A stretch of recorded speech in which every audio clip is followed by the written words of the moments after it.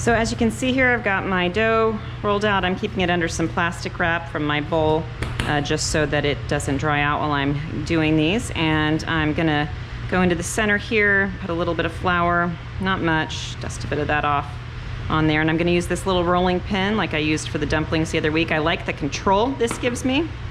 And I'm just gonna flatten it out into a disc. Being very careful, the big thing here when it comes to rolling these out is not making the center too thin. Because if you think about it, this center here is gonna be the top of our bun.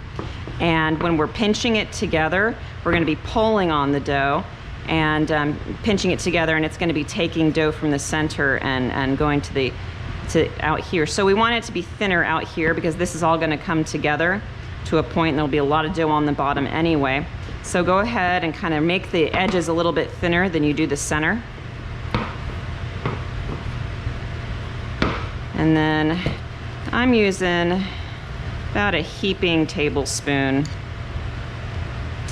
of filling for each one, and I'm using 2 spoons. I don't want to get the filling on the outside of my dumpling or my bun. It's going to really ruin the look of it. And I'm just going to very simply bring these edges together and crimp them together, smush them together so that they most definitely are closing up. And kind of make it look like a little dumpling. And flip it over. Kind of make it into a nice tight little bun. And then we're gonna put it on our sheet tray. And I'll let these proof. I'm gonna cover them in a trash bag and I'm gonna let them proof for about 30 minutes.